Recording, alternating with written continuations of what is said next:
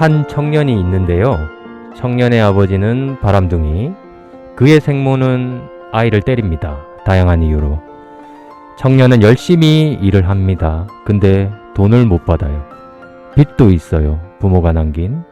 유일한 재산인 중고차는 사고로 폐차가 되고, 폐차하는 날 그는 코로나에 확진이 됩니다.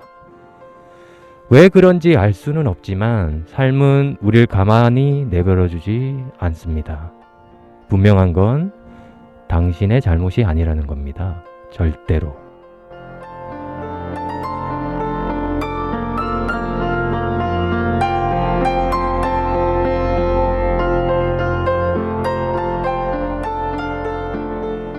네, 반갑습니다. 라디오 시네마을에 사는 정작가입니다.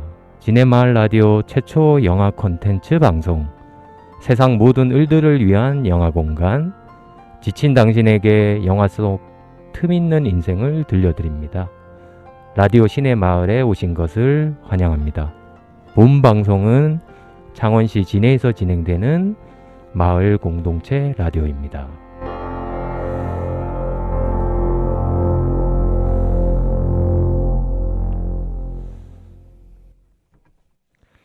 네, 반갑습니다. 라디오 시네마을 1부에서는 라디오를 소재로 하는 영화를 소개합니다.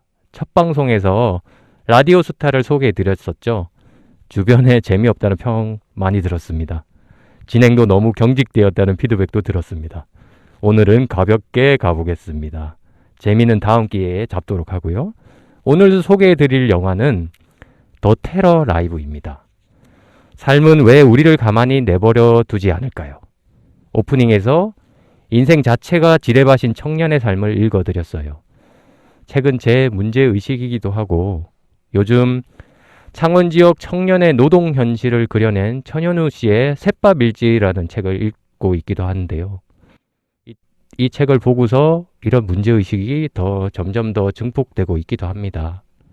오프닝에 나열한 청년의 삶에서 일어나는 사건들 중 일부는 천현우 씨의 셋밥일지에 나오는 실제 상황이기도 합니다.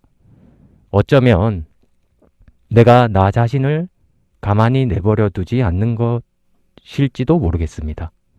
여하튼 이 의문에 대한 탐색 과정 중에 찾아낸 영화가 더 테러 라이브입니다. 자, 더 테러 라이브 영화 소개를 먼저 간단히 드리면요. 2013년에 개봉했고 주요 무대는 SNC라는 방송국입니다. 영화 러닝타임 대부분이 방송국 라디오 스튜디오에서 진행된다는 점에서 아주 독특한 배경을 지닌 영화이기도 합니다. 주요 배역으로는 SNC 간판 앵커인 윤영아, 하정우 씨가 역을 맡았죠. NSC 보도국장 차대은에는 이경영 배우가, SNC 기자이고 윤영아의 전 부인 이주 씨의 역할에는 김소진 배우가, 테러범 박노규 씨의 역할에는 이다희 배우와 특이한 점은 이 목소리 연기는 김대명이라는 배우가 했습니다. 배우 김대명은 슬기로운 의사생활에서 미령 곰탱이 산부인과 교수로 엄청난 인기를 얻기도 했지요. 그런 김대명 배우가 목소리로만 출연한 작품이 있었다는 것이 흥미롭기도 합니다. 목소리 연기 참 훌륭합니다. 그리고 경찰청 직속 대테러 팀장 박정민에는 전혜진 배우, 경찰청장에는 주진철, 김홍파 배우가 역을 맡고 있습니다. 그리고 감독, 이 영화는 봉준호 감독의 그 유명한 설국열차와 같은 날 개봉했음에도 500만 명이 넘는 관객들이 관람을 했고요. 제작비 35억짜리 저예산 영화임에도 불구하고 국내 수입만 380억이 넘었습니다. 소위 대박을 친 영화지요. 그것도 봉준호의 대작 설국열차와 맞짱을 떠서 그런 성과를 이뤄냈습니다. 외적으로도 대단한 성과를 이룬 작품이기도 합니다. 감독과 각본은 김병우 씨가 하셨는데요. 그의 더 테러 라이브라는 영화로 부일영화상 각본상, 신인감독상, 청룡영화상 신인감독상 등 여러 유수의 영화상에서 시상을 받기도 했습니다. 더 테러 라이브 연출을 하기 전에는 주로 독립영화, 아너모픽, 리튼 등의 작품을 만들었다고 합니다. 현재 더 테러 라이브 연출 후 5년 정도 지나서 PMC 더 벙크라는 영화도 감독과 각본을 맡아서 개봉을 하였는데요. 이것은 글로벌 군사 기업이라는 아주 낯선 소재를 1인칭 게임 같은 박진감 넘치는 연출로 영화 속에 담아내기도 했습니다. 예, 그렇습니다. 감독, 더 테러 라이브라는 제목 그대로입니다. 테러를 생방송으로 내보내는 내용입니다. 영화가 진행되면서 테러범이 테러를 일으킨 이유와 그 배우가 밝혀지기도 합니다. 이 과정에서 감독은 인간의 이기심과 탐욕, 그리고 그것이 작동하는 방식을 치밀하게 물고 늘어지기도 합니다. 영화 사이트에서 제공하는 시놉시스는 다음과 같습니다. 불미스러운 일로 라디오 프로그램에서 밀려난 국민 해커 윤영하는 생방송 진행 중 신원미상 청취자로부터 협박 전화를 받습니다. 장난 전화로 치부하며 끊는 순간 마포대교가 폭발하는 장면을 목격하게 됩니다. 그 협박범은 마포대교를 폭발하겠다고 자신의 요구사항을 들어주지 않으면 그렇게 말을 하고 실제로 폭발을 하게 됩니다. 눈앞에서 벌어진 이 끔찍한 재난에 테러 사건이라는 단서를 지게 된 윤영아는 마감 뉴스 복귀 조건으로 보도국장과 물밑 거래를 시도하고 테러범과의 전화통화 독점 생중계를 하기에 이릅니다. 여기에 21억이라는 거액의 보상금과 대통령의 사과까지 요구하는 테러범이 존재하고요. 한편 윤영아에게는 테러범은 당신의 귀에 폭탄이 설치되어 있다는 협박을 하게 됩니다.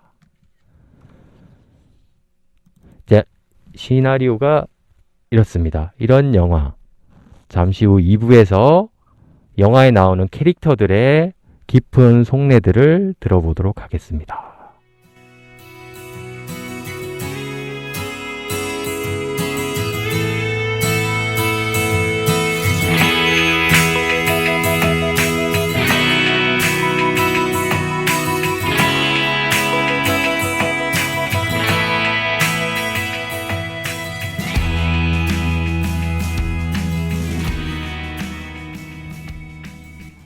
네, 1부 라디오 시네마에 이어 2부 캐릭터 연구소로 돌아왔습니다. 자, 이 시간에는 영화 속 캐릭터 박노규와 윤영아를 집중 분석해 보겠습니다. 삶은 왜 우리를 가만히 내버려 두지 않는지, 이들 캐릭터를 통해서 이런 질문을 던지지 않을 수가 없습니다. 왜 저토록 우리의 삶은 힘겨워야 하는 것일까요? 그들의 삶을 잠시 돌아보겠습니다. 박노규의 삶은 이러합니다. 2년 전 G20 세계 정상회담 준비 과정에서 마포대교를 밑쪽으로 보수하는 공사가 있었는데요. 여기에 인부 3명이 작업 중 물에 빠지는 사고가 났었고, 그런데 참 너무나 가슴 아프게도 다들 행사에 바쁘다는 이유로 이 인부들을 구출하지 않습니다. 결국 3명 다 익사를 하게 되고요. 그 중에 바로 박노규 씨가 있었습니다. 박노규 씨의 삶은 도대체 어떤 의미가 있는 것일까요? 평생 일하는 그 누구도 돌봐주지 않는 쓸쓸한 죽음. 일용직 건설 노동자의 죽음이란 우리 사회에서 처리되는 방식이라는 것은 여전한 것 같습니다. 투입 계정 중에 오늘 일하다 죽은 노동자들이라고는 계정이 있습니다. 이 계정에는 전국에서 일하다 돌아가신 노동자들의 부고 소식이 올라옵니다. 계정 설명에는 다음과 같이 적혀 있습니다. 하루 7명, 1년 2천여 명이 일하다 죽는 지옥 같은 나라 대한민국. 언론뿐만 아니라 그 누구도 일하다 돌아가신 일용직 노동자들의 죽음에는 전혀 관심을 가져주지 않는 것을 보고 자기만이라도 기록을 남겨야겠다는 생각으로 한 개인이 시작했다고 합니다. 최근에는 계정 운영자의 일신상의 이유로 글이 올라오지 않고 있지만 이 트윗 계정을 보고 있노라면 많은 생각과 감정이 일어납니다. 이토록 많은 노동자들이 일하다 돌아가신다는 점에서 놀라고 죽음의 원인이 되었던 사고가 상상 이상으로 끔찍하다는 점에 소스라치기도 합니다. 감독은 이런 현실을 직관적으로 알고 있지 않았을까라는 생각이 듭니다. 박노규의 죽음, 일하다 노동자가 사망하는 것도 말도 안 되지만 살릴 수 있는 인명을 행사 때문에 구하지 않고 죽게 내버려뒀다는 점, 2013년에 영화가 미래에 일어날 유사한 숱한 사건들을 마치 예견하거나 예언하는 듯합니다. 세월호 사건을 비롯하여 숱한 사건들이 우리는 경험으로 알고 있지요. 2013년 이후 우리가 구할 수 있음에도 구하지 않은 사건이 얼마나 많았을까요? 사실 박노규의 아들 박신우도 등장합니다. 영화 속에서는 박신우는 박노규 자신의 아버지로 분해서 상황들을 전개합니다. 영화 속에서는 박노규를 테러범으로 지목하지만 사실 그의 아들 박신우가 테러범이었습니다. 충격적인 것은 정부도 언론도 경찰도 그 누구도 일용직 노동자 박노규가 죽었다는 사실을 몰랐다는 점입니다. 감독은 우리 존재의 익명적 무가치함을 이토록 잔인하게 그렸어야 할까요? 하지만 실제 우리가 겪고 있는 현실이기도 하기에 지금도 일어나고 있는 일이기에 동의할 수밖에 없었습니다. 박신우는 윤영아에게 이렇게 말합니다. 그렇게 당신을 믿기만 하고 평생 일하다 죽었다. 당신은 다를 줄 알았다. 박신우는 아버지의 죽음에 대한 사과와 보상을 요구합니다. 마포대교를 폭파하고 방송국에 폭탄을 설치하게 될 때까지 아버지의 죽음에 대해 얼마나 많은 고민과 번민과 울분을 삼켰을까요? 어디에 두드려도 해결되지 않는 아버지의 죽음에 대한 불타는 복수심만 남아서였을까요? 그가 선택한 극단적 방법이 아니고서는 세상의 관심은 불가능한 것이 아니었을까요? 이 반대편, 박노규와 박신우라는 캐릭터 정반대편에 있는 존재가 있습니다. 메인 주인공이기도 한 윤영아입니다. SNC 유명 방송국의 간판 앵커, 2003년 SNC 기자부에 입사하여 승승장구하며 방송사의 메인 뉴스인 마감 뉴스 앵커 자리까지 꿰찼을 정도로 실력 있고 신뢰도 있는 언론인. 실상은 그 신뢰도를 이용하여 정부로부터 뇌물을 받고 정권에 야합하던 부패한 비리 언론인. 전 부인이자 기자인 이주수의 기사를 베껴 특종상 스펙을 쌓고 심지어는 마포대교 테러가 일어난 당일에도 그 테러를 자신의 명예 회복을 위한 수단으로 쓸 궁리를 하는 굉장히 얍삽한 인물입니다. 윤영아는 박노규나 박신우와는 다른 입지, 어쩌면 다른 세상에 살고 있는 사람임이 틀림없습니다. 엘리트, 사회 지도층, 성공한 인생, 넉넉한 부, 갖출 것 다 갖춘 것 같지만 삶은 윤영아도 가만히 내버려 두지 않습니다. 정권에 야합하고 부패 비리 스캔들로 간판 앵커에서 변두리 라디오 MC로 자천되고 부인과도 이혼하고 신뢰하던 직장 선배에게 뒤통수 맞고 하필 테러범에게 지목당한 자신의 처지. 결국은 테러 과정에 부인의 죽음을 목격하게 되기까지 합니다. 윤영아의 삶 또한 만만한 삶이 아닙니다. 그런데 윤영아의 삶 가만히 들여다보면 자신이 삶의 상황들을 크게 만든다는 것을 볼 수 있습니다. 왜 그럴까요? 테러범과의 단독 특종이라는 욕심에 이것을 발판으로 지금껏 삶이 뒤흔들어 놓은 자신의 입지와 과거의 영광을 다시 되찾기 위해서 그렇게 시작한 그의 인생 스텝은 다시 한번 꼬이기 시작합니다. 절정의 순간 그는 깨닫습니다. 박신우와 조우하며 박신우의 죽음을 목도하며 자신이 부렸던 탐욕에 대한 반성이었을까요? 아니면 그 모든 것들을 조장하는 최고 권력자에 대한 마지막 도전이었을까요? 박신우에게서 시작된 테러는 윤영아에 의해 마무리됩니다. 생각할 바가 많아지는 영화입니다. 반전은 영화 보시지 못한 분들은 꼭 영상으로 확인하시면 좋겠습니다.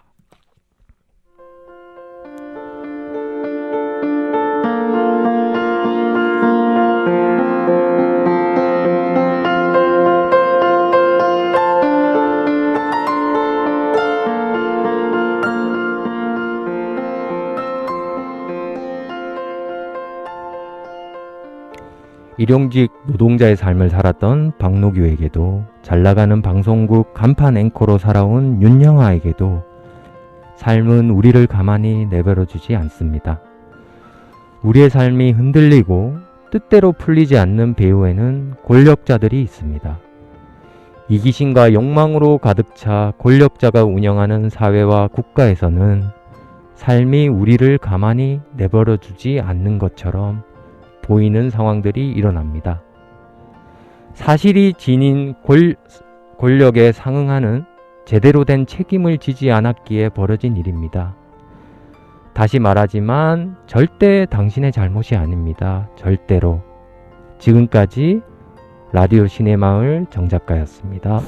감사합니다.